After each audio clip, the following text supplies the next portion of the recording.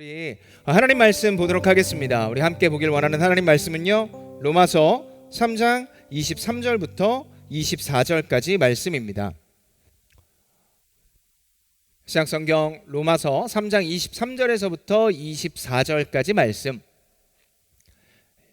짧은 두 절이니까요, 다 같이 한 목소리로 합독하도록 하겠습니다. 다 같이 읽겠습니다. 시작. 모든 사람이 죄를 범하였음에 하나님의 영광에 이르지 못하더니 그리스도 예수 안에 있는 속량으로 말미암아 하나님의 은혜로 값없이 의롭다 하심을 얻은 자 되었느니라. 아멘. 오늘 하나님께서 주신 말씀이 로마서 3장 23절에서부터 24절까지 말씀을 가지고 오늘 Correct in Correct라는 제목으로 하나님 말씀 잠시 나누도록 하겠습니다. 우리가 장춘교회 JPP는 주일 4부 예배가 청년 예배로 드려지게 됩니다. 특별히 매달 마지막 주 예배는요, 웨이브워십이라는 이름으로 우리 청년들을 위한 특별 예배로 진행을 하게 됩니다. 이 자리에 나오신 여러분을 진심으로 환영하고요, 또한 동시에 각 처소에서 예배를 드리고 계신 여러분도 하나님의 은혜가 동일하게 임하기를 소망합니다. 웨이브워십은 지난 1월에 이야기를 한 것처럼 RSA Restoration, Ability, Source, 이 세 가지의 주제를 가지고 예배가 진행이 됩니다. 그런데 그것 계속해서 그것만 가지고 이야기를 하면은요, 사실은 지체들이 무슨 얘기를 하는지 잘 모릅니다. 그래서 우리가 2월, 3월, 4월은 그 안에 큰 주제들을 조금 더 세밀하게 살펴보는 시간을 가지도록 하겠습니다. 그래서 이번에는요, 이 Source, 근원되는, 그 예배의 근원되고 기독교의 근원이 되며 또한 동시에 우리의 삶에 있어 컨텍스트라고 얘기할 수 있는 삶에 이것들이 어떻게 적용될 것인지 알아가는 오늘의 시간이 되었으면 좋겠습니다. 기독교, 여러분이 기독교를 어떻게 보십니까? 여러분이 생각하는 것보다 기독교는 훨씬 더 선명한 종교입니다. 너무 선명해서 그래서 일부분은 선명함이 불편하다고 얘기할 정도죠. 그런데 이 기독교는 무엇이 선명할까요? 예배당이 선명합니까? 결국엔 안에 있는 예배의 포맷이 선명합니까? 사람마다 이 선명하다는 게 기준이 다 다르기 때문에, 그리고 무엇이 더 선명해야 되냐고 다 생각하는 게 다르기 때문에 사실은 기독교가 선명하다고 하면 사실 이해를 못하는 경우가 대부분 있습니다. 그러나 기독교는 매우 선명한 종교입니다. 무엇에 선명합니까? 바로 이 죄에 관해서 무척 그리고 매우 확실히 선명합니다. 일반적인 죄와는요, 기독교에서 얘기하는 게 전혀 다른 이야기로 이야기가 진행이 됩니다.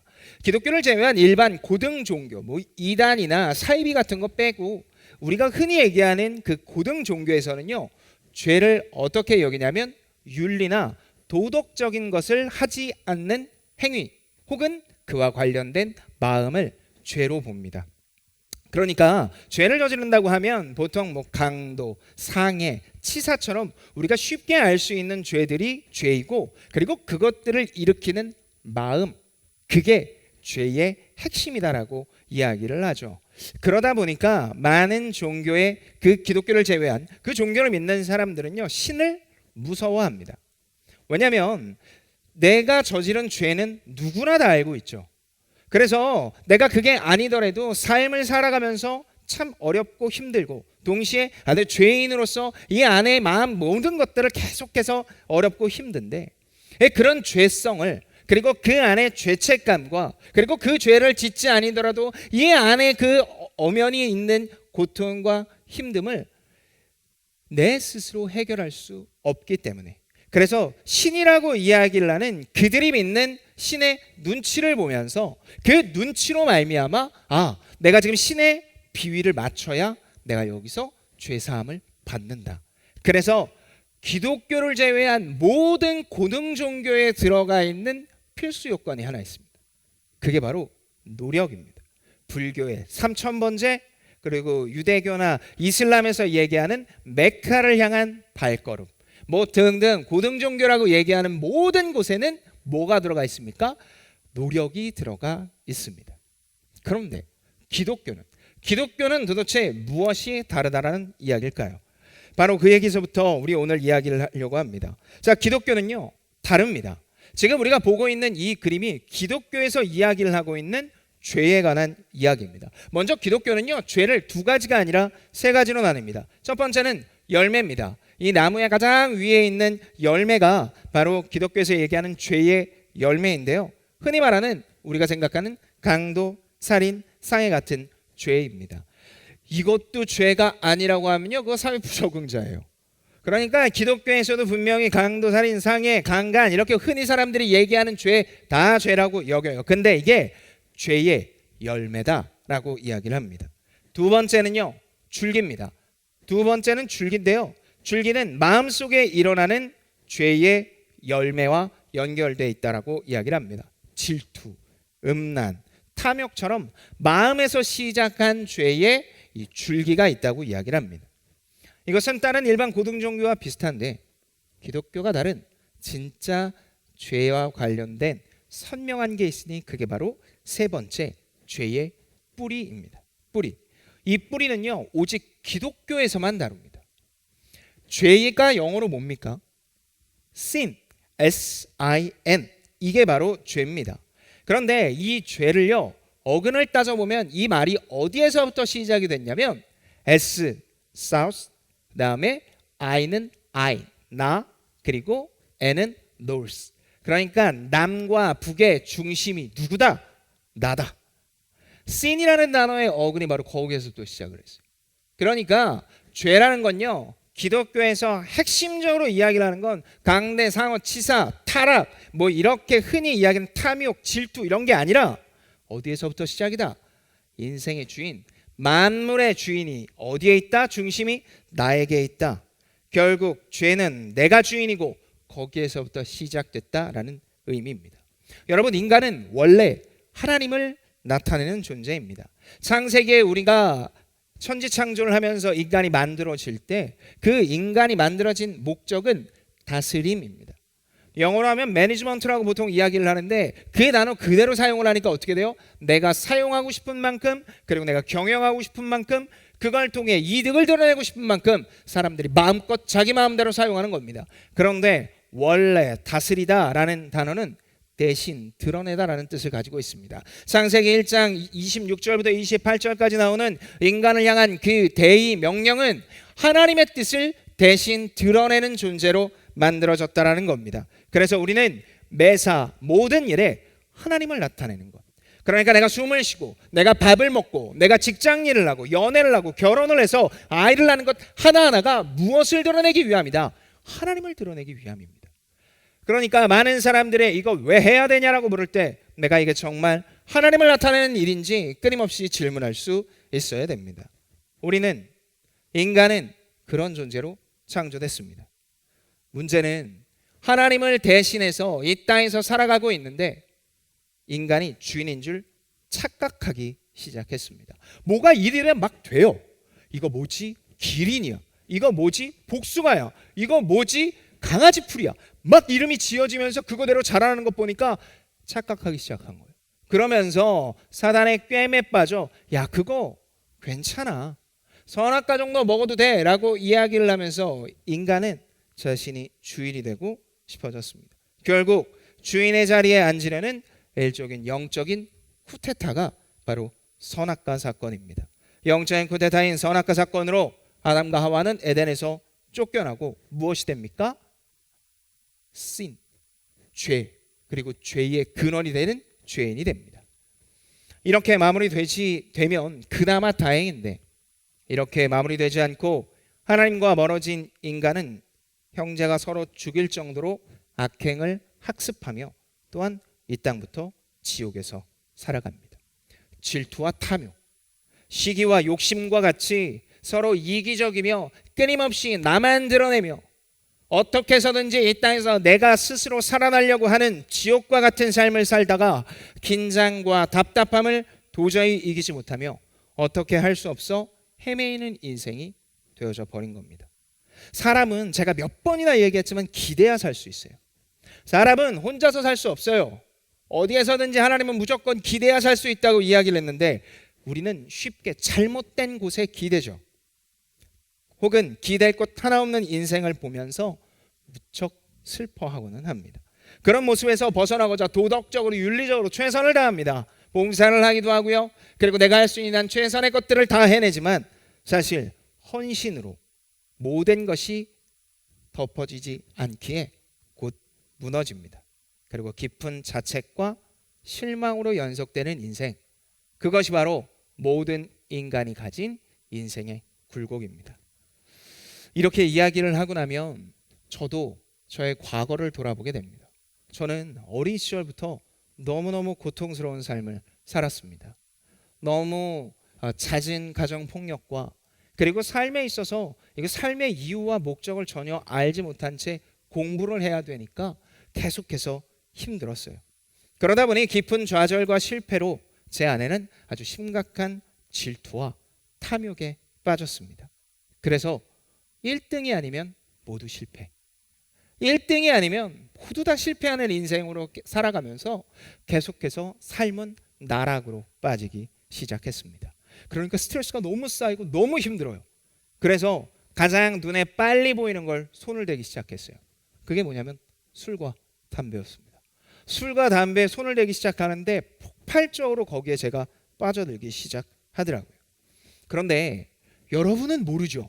여러분은 술이나 담배 같은 거하고 막 거리가 너무 머니까 잘 모르잖아요. 그죠? 제가 알려드릴게요. 그거에 손을 대면은요, 목사님 정말 우리가 몰라서 가만히 있는 것 같아요. 이거 좀 마스크 써서 그렇지 라고 눈빛으로 보내고 있는데, 알죠? 아는데 여러분, 술이나 담배와 같이 그와 유사한 향응과 관련된 거는요, 잠시 잠깐 분명히 우리의 고통과 어려움을 멈춥니다.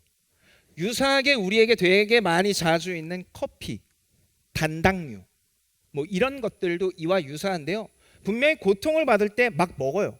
저도 여러분하고 가끔 이야기지만 저 제자 훈련하면 제가 자주 하는 얘기인데, 제가 주일날 저녁이 되면 빨강색 콜라 그리고 떡볶이, 이 두 개를 잘 못 끊어요. 저는 그리고 이제 파랑색 콜라는 잘 안 먹거든요. 그거는 콜라 같지가 않더라고요. 이러면 또 욕먹나? 어쨌든 빨강색, 그것도 250ml, 335ml 너무 많아. 250ml 하나 탁 따서 쫙, 떡볶이 빡. 정말 살아있는 느낌이 뭐 머리 정수리부터 막 빡 하는 거예요. 근데 그거 알아요?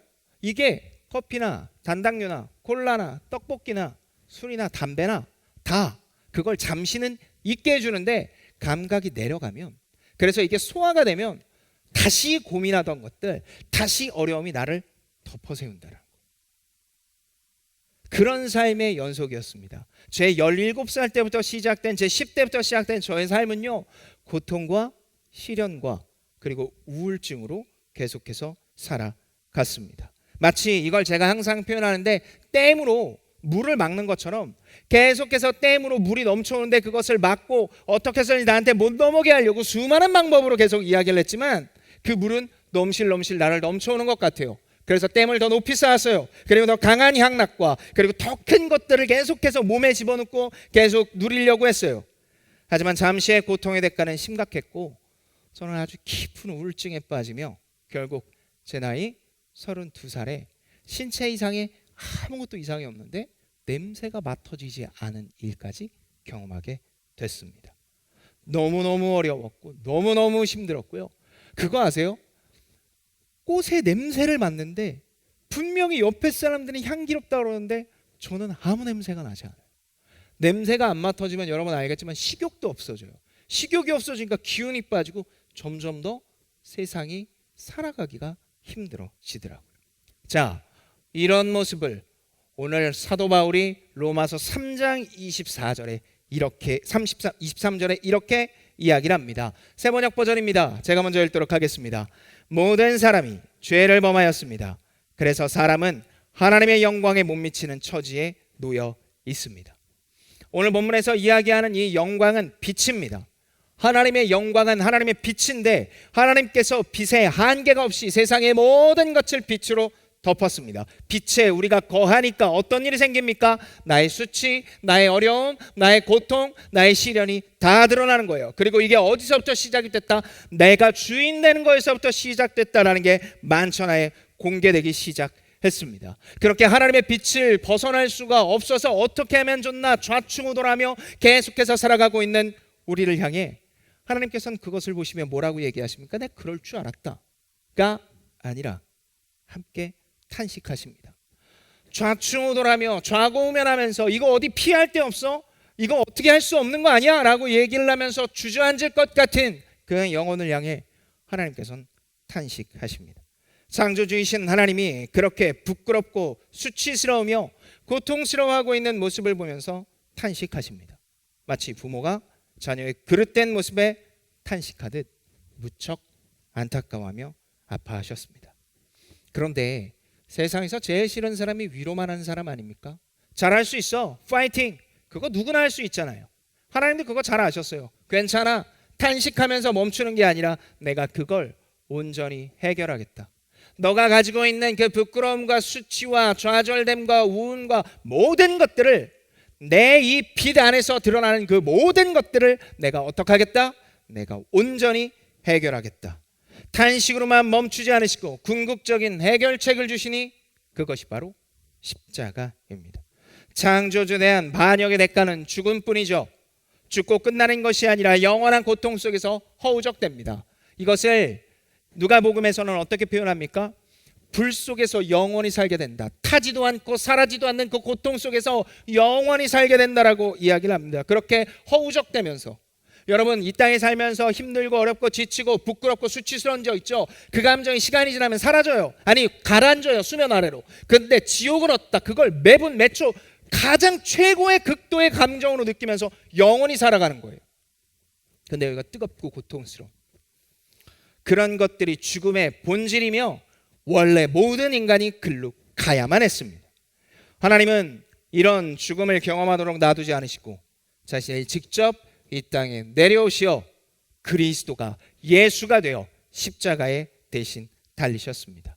하나님께 등을 돌려서 얻은 부끄러움과 수치, 고통스러움에서 건져내기 위해서 예수님을 십자가라는 당시 최악의 형틀에 매달아 죽이셨습니다. 거기에 우리가 달려야 됐습니다. 우리가 죽어야 할 자리에 성육신하신 하나님의 본체 대신 그분이 대신 달리셔서 피를 흘리셨고, 그 피를 흘리심으로 말미암아 죄가 사해졌습니다. 그래서 그 사실을 믿는 자에게 우리가 무엇을 얻었다? 로마서 3장 23절에 그 얘기를 이렇게 이야기를 합니다. 다 같이 한 목소리로 읽도록 하겠습니다. 로마서 3장 24절입니다. 시작. 그리스도 예수 안에 있는 속량으로 말미암아 하나님의 은혜로 값없이 의롭다 하심을 얻은 자 되었느니라. 속량, 대신 속함을 받았다라는, 속량을 받았다라고 이야기를 합니다. 유일한 대권자여 왕 되신 분이 내 대신 직접 희생양이 되셔서 죽었고, 이 사실을 믿는 자가 기독교인, 신자, 다시 말해 하나님의 백성이 됩니다. 이것을 믿는 게 신앙의 처음인 속량, 대속, 구원, 이런 이야기입니다. 자, 그런데 우리의 고민은 여기에서부터 시작입니다. 여러분은 예수 그리스도를 믿습니까? 많은 사람들에게 예수 그리스도를 믿는다라고 하면 네라고 대답합니다. 그럼 제가 거기서 또 묻죠. 어떻게 압니까? 여러분이 예수 그리스도를 믿고 있다는 건 도대체 제가 어떻게 할 수 있습니까? 목사님이 그걸 왜 하려고 합니까? 제가 제자훈련 인터뷰를 하는데, 이번 말고 몇 해 전에 제자 인터뷰를 하는데 제가 물어봤어요. 예수 그리스도를 믿냐고. 믿는데요. 그럼 내가 어떻게 믿냐? 목사님이 왜 그걸 알아야 되느냐? 그러면 목사는 당신의 구원의 확신이 있는지 없는지도 모른 채 이 모든 걸 진행해야 되냐? 내가 믿는 걸 당신이 믿으면 된다고. 믿는 걸 믿는 게 구원의 확신이라면 굳이 이걸 안 믿어도 되는 것 아니냐? 그리고 믿는 걸 믿는 게 어떻게 믿음이냐라고 이야기를 했어요. 그때 교회 1층 카페였는데 2시간 넘게 이야기를 하다가 마지막에 그 형제가 저한테 했던 얘기는, 저는 제자훈련을 못 받겠습니다, 이렇게 가더라고요. 근데 이런 일들이 되게 비일비재해요. 다툼이나 이런 게 없어도 정말 믿는지, 내가 믿음이 있다면 그걸 어떻게 알 수 있는지. 근데 많은 사람들은 또 뭐라고 얘기해요? 행위가 아니냐라고 그래요. 열매로 안다고 했으니까 내 선한 행위, 착한 행위로 알 수 있는 거 아니냐. 여러분, 내가 믿음이 있는지 없는지 만약에 선한 행위로 안다면, 노력과 열심과 최선으로 한다면 여러분이 마더 테레사보다 잘 할 수 있습니까? 고 이태석 신부보다 여러분이 더 헌신적일 수 있어요? 아니요. 열심과 노력과 착한 행위가 우리의 열매가 구원의 확신을 표chứng 하는 이야기가 아니라는 거예요. 영화 인타임이라는 게 있습니다. 저스틴 팀버레이크가 주연을 한 영화인데요. 그 영화는요, 여기에 이 팔뚝에 시계로 이 시간으로 모든 걸 계산하는 시대의 이야기입니다. 뭐 2300년 되면 그런 일들이 생겨난다는데 정말 그런 일이 일어날지는 모르겠어요. 어쨌든 인타임이라는 영화를 보면은요, 모든 결제를 여기에 딱 시계가 돼서 해요. 커피 한 잔은 4분, 뭐 도넛 하나는 6분, 이런 식으로 하죠. 그래서 어마어마한 사람들은 여기에 막 몇만 시간씩 있어서 영원히 사는 이야기를 합니다. 제가 이 영화를 갑자기 얘기를 한 이유가 있어요. 나도 좀 그렇게 여기에 구원의 확신하고 딱 표정이 있고 이마에 누가 딱 인증을 좀 찍어주면 너무너무 좋을 것 같은데, 구원의 확신이라는 건 도대체 내가 그리스도 예수를 믿는지 어떻게 아냐는 겁니다. 하나님은 그걸 숨기지 않으셨습니다. 하나님은 우리에게 세 가지의 열매, 세 가지의 하나님의 열매로 너희들이 구원을 받았는지 안 받았는지 알 수 있다고 하십니다. 먼저 전제로 얘기하는 게 있어요. 나무는 열매로 합니다. 사과나무는 열매가 맺지 않으면 사과나무인지 모르는데, 사과나무에 사과가 열리면 저게 사과나무인 줄 압니다. 우리의 구원도 확실합니다. 우리의 구원의 확신은 열매로 알게 되는데, 그 열매가 무엇이다? 세 개인데, 첫 번째가 바로 하나님의 용납입니다. 하나님의 용납. 요한복음 1장 12절을 보면은요, 바로 그와 같은 이야기가 나옵니다. 영접하는 자, 곧 그 이름을 믿는 자들에게는 하나님의 자는 된 권세를 주셨으니. 하나님의 자녀가 되었다라는 건 바로 하나님이 아버지 된다라는 겁니다. 아버지는 무엇을 합니까? 무한 책임을 집니다. 자녀를 탓하지 않고 온전히 내 책임으로 내가 너와 함께하겠다고 이야기를 하며 인도하고 함께하는 분입니다. 후회할 수도 있지, 어려움도 있어, 수치심도 있겠지만 그것은 너의 잘못이 아니야. 내가 너를 완전히 용납했고 받아들였어. 마치 영화 굿 헌팅에서 로빈 윌리엄스가 자신이 아끼는 내담자인 맷 데이먼을 향해 이렇게 이야기를 하죠. It's not your fault. 너의 잘못이 아니야. 너가 지금 하는 그 모든 잘못들은 이제부터 너의 잘못이 아니야. 내가 책임져. 내가 너와 함께하고 내가 너하고 함께하는 것을 넘어 모든 것들을 인도할 테니 너는 나만 봐라. 그렇게 이야기를 하십니다.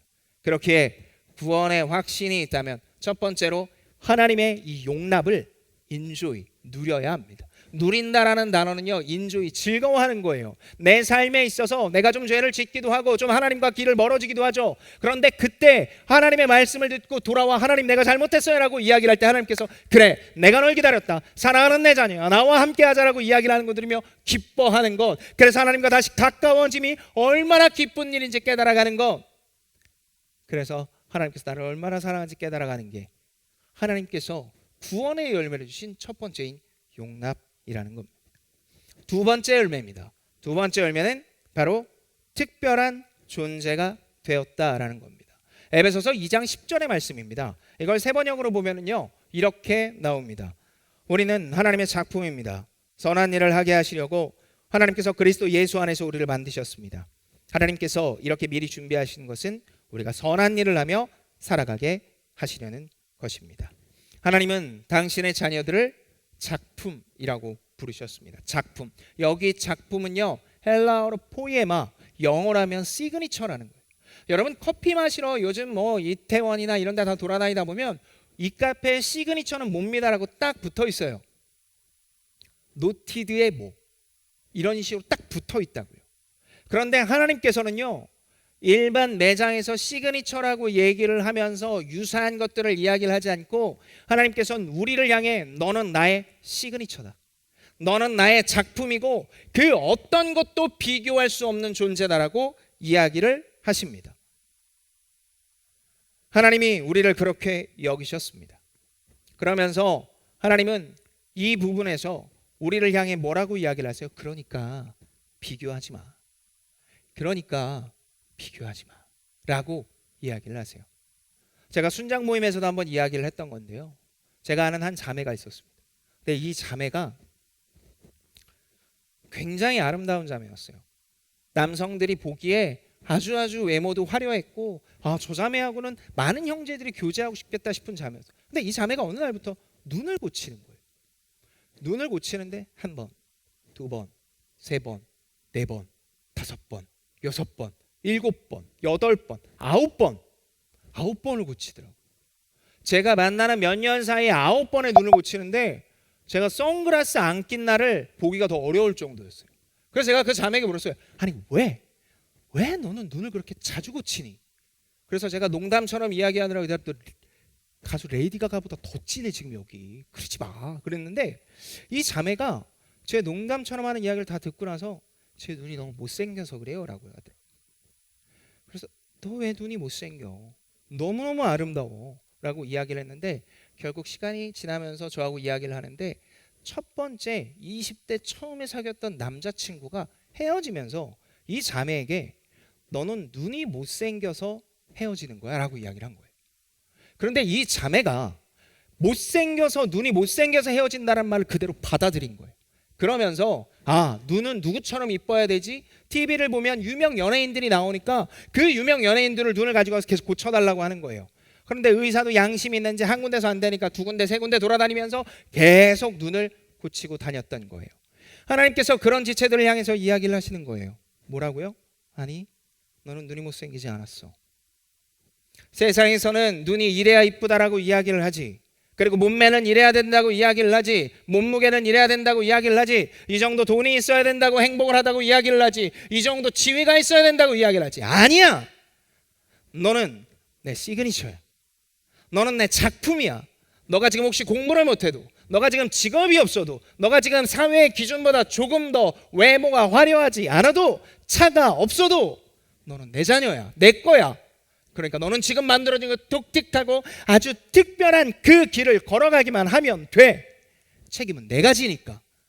하나님께서 끊임없이 하나님의 자녀들을 향해 이렇게 이야기를 하십니다. 십자가 구주 예수 그리스도를 믿는다라는 건 바로 이와 같은 걸 믿는 거예요.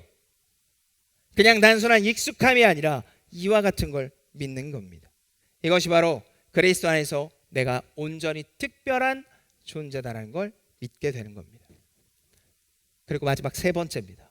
구주 예수 그리스도를 믿는 구원의 확신의 열매 세 번째는 그리스도 안에서 새로운 가족에 속했다라는 겁니다. 에베소서 2장 19절의 말씀입니다. 제가 읽도록 하겠습니다. 그러므로 이제부터 너희는 외인도 아니요 나그네도 아니요 오직 성도들과 동일한 시민이요 하나님의 권속이라. 여기서 말하는 권속이 바로 가족입니다. 예수 그리스도로 인해 용납과 특별한 존재가 된 우리는 이제부터 혼자서 알아서 잘 사는 게 아닙니다. 우리는 가족으로 엮였습니다. 가족이 됐다라는 건 서로 신경 쓰며 돌본다라는 겁니다. 옆에 있는 사람이 교회에 나오지 않아요. 그러다 오랜만에 나왔으면 와 나왔네라고 끝나는 게 아니라 이 사람의 일상이 어떻게 돌아가는지 신경을 써야 된다라는 거예요. 그리고 그 사람을 향해서 반응을 해줘야 된다는 거예요. 왜요? 가족이니까. 우리는 죽어서 천국에서 만나게 될 겁니다. 물론 난 좋은 건 다 핀셋으로 뽑아서 만날 사람들이라는 거예요. 그리고 여기에서부터 누리지 못하면 거기에서도 못 누려요. 거기 가서 좋아지는 게 아니라 여기에서 누리는 만큼 거기서도 누리게 되는 거예요. 그러니까 여기에서부터 내 옆에 있는 사람이 가족이라는 사실, 구주 예수 그리스도를 믿어서 그 사람이 이 안에 용납과 특별한 존재가 되었다는 걸 믿고 고백한다면 이 사람이 설사 돈이 없어도, 이 사람이 나하고 사이가 좋지 않아도, 성격이 맞지 않아도 이 사람이 무슨 얘기다? 나하고 가족이다. 그렇게 이 가족을 하나님 안에서 안고 기도하며 신경 쓰고 돌보는 존재, 그것이 바로 하나님이 구원의 열매가 있다는, 구원의 확신의 열매라는 겁니다. 많은 사람들이 교회에서 사람 만나는 걸 어려워합니다. 점점 초대형교회로 사람들이 계속해서 빠져나가고 있죠. 그 이유는 간단해요. 이 개념이 없기 때문이에요. 교회의 예배를 참석으로 전부 여기고 나면 굳이 여기에서 아는 사람들끼리 실수하고 어려운 거 부딪혔을 때 내 거 밝히는 게 싫은 거예요. 그러니까 초대형교회 가서 맨 뒷자리에 앉아있다가 아멘 끝나면서 도망치고, 그래서 난 예배를 드렸네라고 스스로 얘기하고 있습니다. 수많은 사람들이 그렇게 내가 그리스도인이라고 이야기를 하고 있어요. 그러나 하나님은 한 번도 그게 그리스도인이라고 신자라고 얘기하지 않았습니다. 너가 정말 구주 예수 그리스도를 믿냐? 너가 정말 하나님의 자녀냐? 그럼 너는 용납받았다. 너는 특별한 존재가 되었다. 그리고 너희는 가족으로 엮였다. 그러니 너희들은 이 열매를 맺고 크기에 상관없이 너에게 주어진 그 양, 바로 그 열매의 크기만큼 아멘으로 화답하며 하나님을 신뢰하며 살아가는, 그래서 책임지시는 하나님, 인도하시는 하나님을 나의 구주로 여기며 살아가게 됩니다. 그것이 하나님의 뜻이요 열매라고 이야기할 수 있습니다. 사랑하는 JPP 여러분, 우리의 시선을 가장 앞으로 돌려봅시다. 기독교는 믿음이 선명한 종교라고 했습니다. 믿음은 내가 죽어야 할 십자가에 예수님이 달려 죽으시고 죄가 없다는 대속을 믿는 겁니다. 여러분, 이거 안 믿으면 절대로 신자가 되지 않습니다. 그런데 많은 사람들은 교회에 오래 다녔으니까 자기가 믿는다라고 이야기를 해요. 익숙한 거죠. 익숙함과 그리고 믿는 것의 차이는 열매인데, 그 열매가 무엇이다? 오늘 이야기한 것처럼 용납받음의 무한 책임, 비교하지 않는 시그니처인 작품이며, 이런 존재들이 함께 모여 가족으로 하나님의 공동체로 세워져 간다는 겁니다. 기독교는 이것입니다. 기독교의 선명함은 여기에 있습니다. 이것을 통과하지 않고 믿지 않고 누리지 않으면 진정한 깨달음 없이 그저 그런 믿고도 변하지 않는다라는 어처구니 없는 이야기가 우리의 입술 속에 계속 흐르게 될 겁니다. 예수를 만났는데도 변하지 않는 이유가 바로 여기 있습니다. 교회는 누구나 들어올 수 있습니다. 교회는 누구나 이 안에 들어와서 예배를 드릴 수 있습니다. 그러나 잊지 마십시오. 그 들어온 모두가 성도는 아닙니다. 이것을 믿는 자가 성도이며 개인의 능력과 성격 다양성은 이 다음의 이야기입니다. 제가 설교에 제일 처음에 이 컨텍스트라는 것을 이야기를 했죠. 3월이 시작되면 대학가를 비롯해 종로 그리고 동대문과 같은 곳에 정말 많은 이단들이 들어올 겁니다. 공공연하게 이야기하고 있어요. 3월이 되면 신천지, JMS, 하나님의 교회 같은 이방인들, 그리고 IYF 같은 박옥수 계열의 구원파들이 전력으로 대학교에 있는 사람들을 포섭하겠다라고 이야기를 합니다. 박옥수 구원파 같은 데서 이야기를 해요. 구원이 있어요? 하나님을 믿어요? 믿죠. 그런데 거기서 그 얘기를 해요. 근데 죄책감 있죠. 미안함도 있죠. 네, 그거 제대로 믿지 않아서 그래요 라고 이야기를 해요. JMS 같은 경우에는 피가 더러워서 그렇다라고 그래요. 이 말도 안 되는 이야기를 1년에 수십 명, 수백 명이 그것을 믿고 따라가고 있다고요. 심지어 거기에는 PK라고 얘기를 하는 목회자의 자녀, 장로님들의 자녀, 권사님들의 자녀가 몇 명? 1년에 30%씩이 차지하고 있습니다. 그만큼 우리는 구주 예수 그리스도를 믿는다라는 것, 그리고 그분을 믿어서 열매로 맺혀 그 열매가 무엇인지 모르고 살아가니까 자꾸 선한 행동을 해야 된다, 최선을 다해야 된다라고 살아갑니다. 아니에요. 이걸 믿고 누리는 인조이가 진짜 하나님께서 주신 믿음이요 구원이라고 이야기합니다. 이 믿음을 든든히 세워야 됩니다. 그렇기 위해 끊임없이 우리는 예배를 통해 하나님 앞에 서야 하며, 또한 동시에 이 땅에서 믿음으로 살아가는 것이 무엇인지 고민하고 나누며, 또한 그것이 좌절될 때마다 함께 일어서 주를 찬양해야 될 줄 압니다. 그것을 누리는 우리, 새롭게 시작되는, 이제 내일부터 시작되는 이 한 주간, 그리고 3월부터 우리가 이것을 온전히 누림으로 말미암아 복된 하나님의 자녀로 서는 우리가 되기를 예수님의 이름으로 축복합니다.